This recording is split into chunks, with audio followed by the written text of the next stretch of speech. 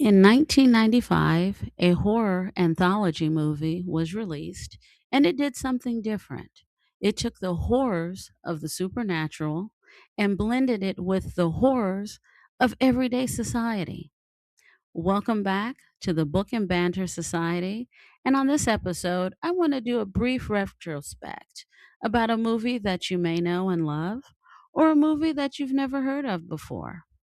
And the movie I'm referring to is Tales from the Hood, released on May 24th, 1995, rated R, with a running time of 1 hour and 38 minutes. Before we get started, as always, I want to say thank you. Thank you for your time. It is greatly, greatly appreciated. And also, too, don't forget to like and subscribe. And of course, hit that notification bell. And in case you didn't know it, I am a writer and I do have a book, and it is called The Creeping Things and Other Tales of Madness and Mayhem. And you can find my book on Lulu, Amazon, and all over the place. I'm worldwide. Just joking. And also, too, look me up on Instagram under the Book and Banter Society. Disclaimer: the views and opinions expressed on the Book and Banter Society are my opinions and my opinions alone. I am not a professional movie critic. I am just a person that loves movies and I like to share them with you. And also, too, there may be things in these movies or things that I may say that may trigger you. There's talk of violence, gore, I mean, you name it. So I'm just letting you know you have been warned. And spoiler alert, I will not give away the ending of any of the movies, but I do talk about them a lot. So, okay, disclaimer out the way, spoiler alert out the way. All right, let's keep going. The movie opens with three gang members: Stack, Ball, and Bulldog, and they arrive at Sim's funeral home. Now, why are they at a funeral home? Well, they're there to retrieve a stash of hidden drugs that they feel the mortician is hiding from them. So that is why they are there.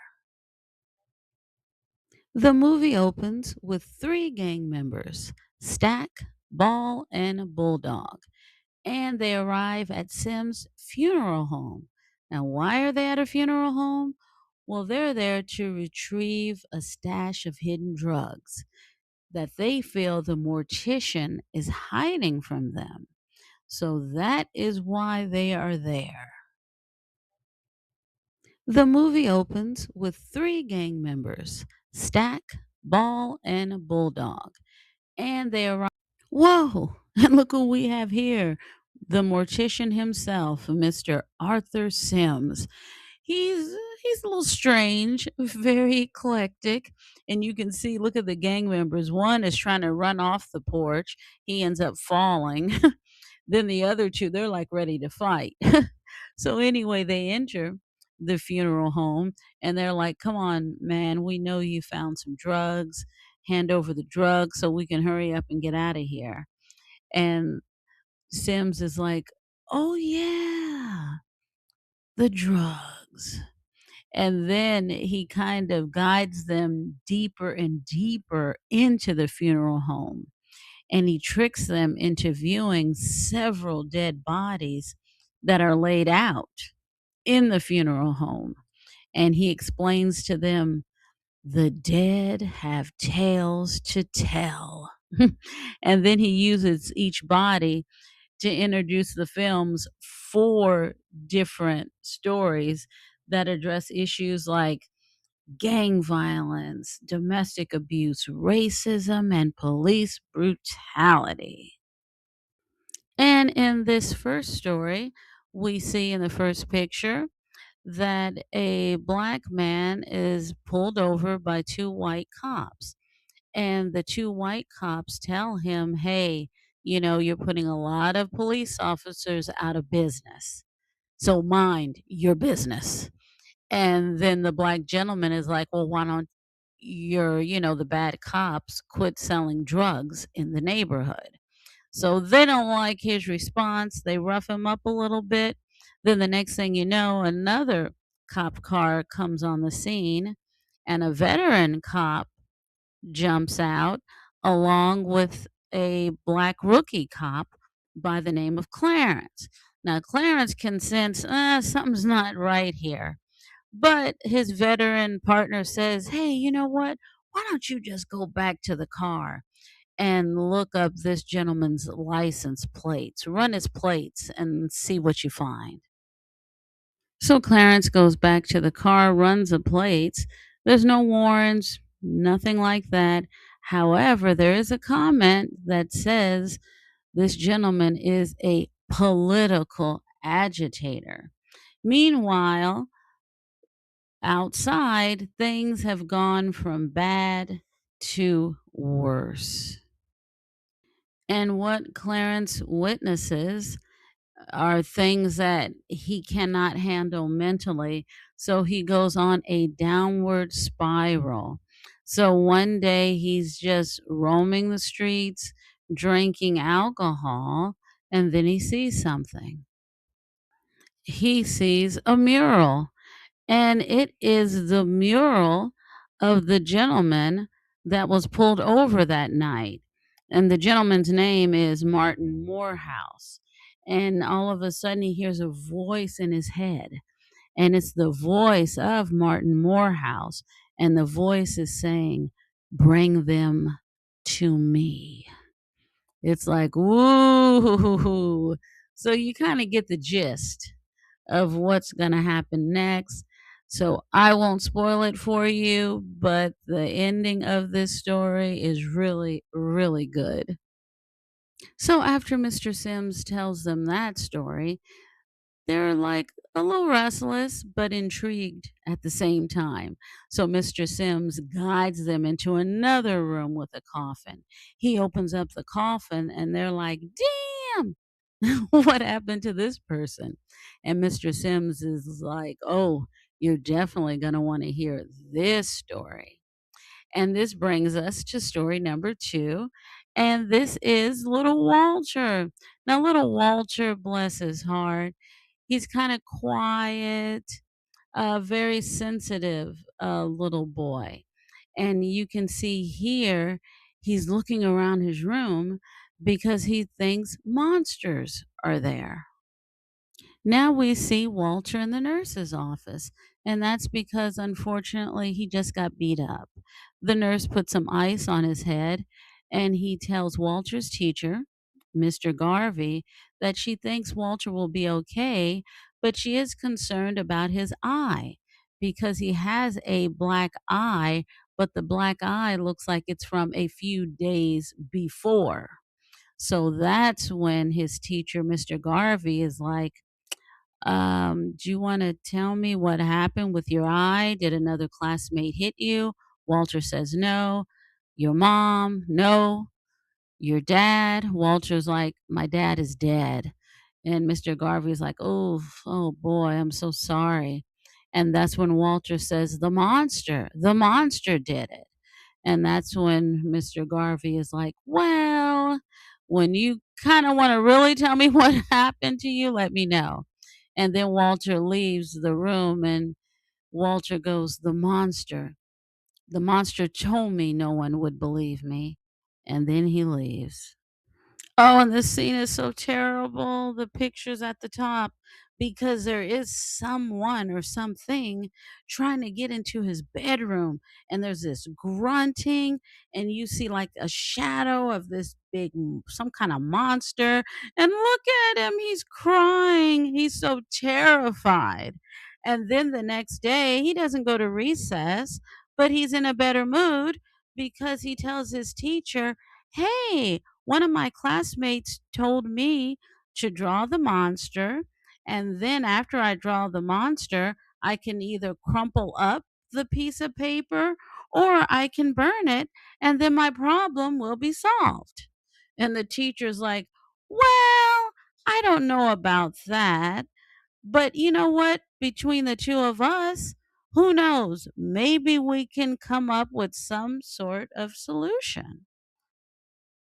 And now we see the teacher because the teacher is like, "Look, something is going on. I need to check out the house to, talk to the mom. I need to see what's going on." And well, the only thing I'll say is, teacher, good luck with that. Now we're back at the funeral home. And then a doll falls to the floor. And the guys are like, "What the hell is that?" Because, I mean, look at the doll.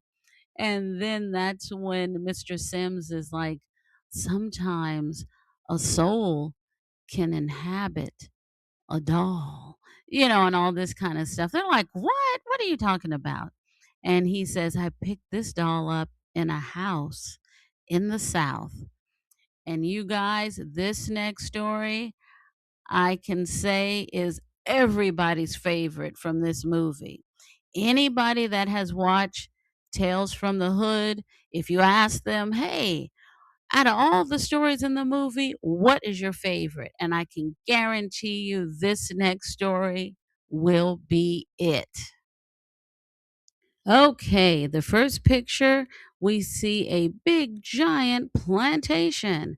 And inside this plantation, we see Duke. Duke has on the suspenders. Now, Duke is running a massive campaign to be governor. Now, Duke is a neo Nazi racist.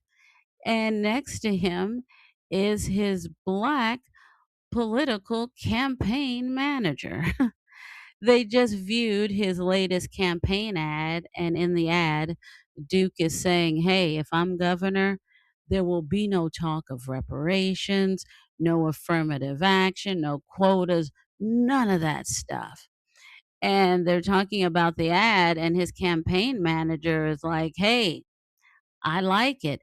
As a matter of fact, you might even get some black votes out of it." And they both kind of chuckle and stuff like that. And then Duke looks out the window. He goes, "Yeah, if they would get off my back." And it's like, who is he talking about? So, as you can see outside, there's reporters and protesters because Duke thought it was a good idea to, you know what? I'm going to have this plantation as my campaign headquarters. It's like, wow. So, people are up in arms over it. And then you see this black gentleman right here. He's a little wacky. And he's saying, "Miss Cobbs wouldn't like this. She wouldn't like this." It's like, okay, who is Miss Cobbs? Well, the black guy, he's not from the South. So he wants to know, why are the people outside so worked up over this plantation?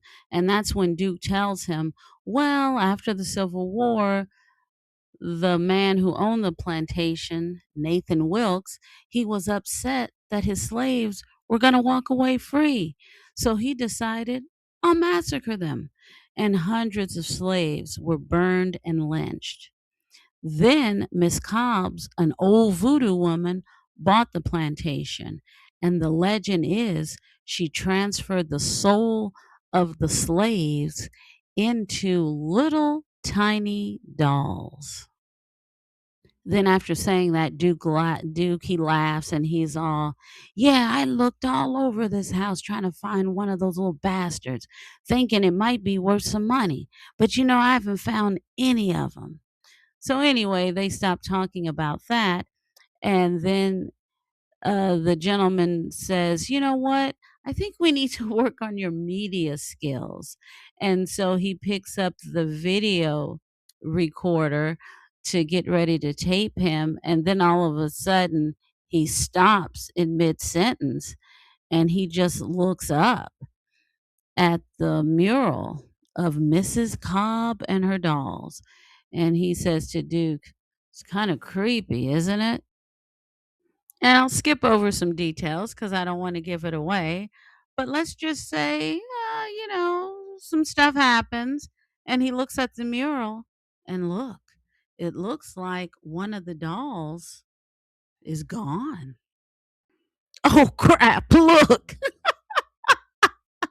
There's a doll right there. Oh my god. To make a long story short, he's running, chasing the doll. The doll is chasing him. And at one point, guess what he tells the doll, you guys? You're not going to get any reparations. I mean, seriously. Oh my God.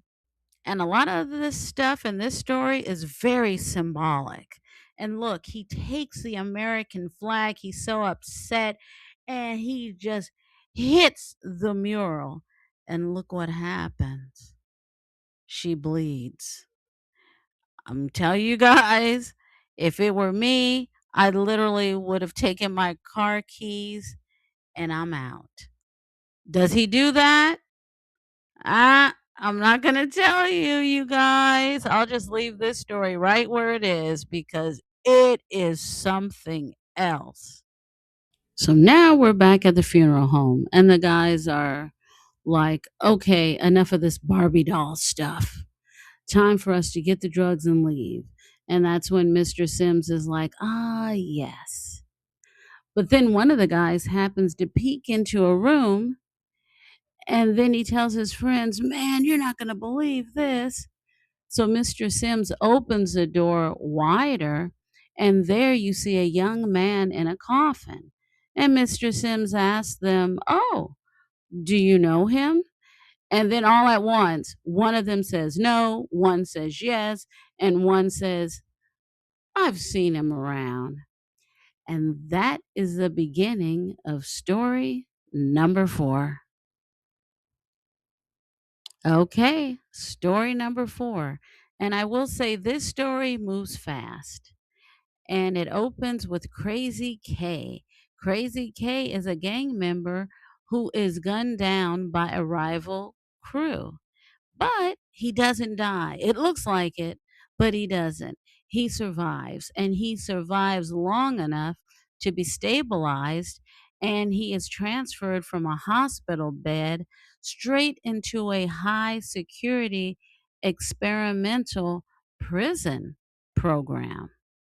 And I won't give too much away. I'll just say he goes through various experiments just to see, can someone like him be rehabilitated? I don't know. You'll have to watch and see. Well, as you can tell by the gun, the guys didn't like that last story. It kind of hit a little too close to home for them. So now they're not messing around anymore. They're like, you know what? Enough of these stories. We've been patient. We know you have the drugs. Come on, give us a stash.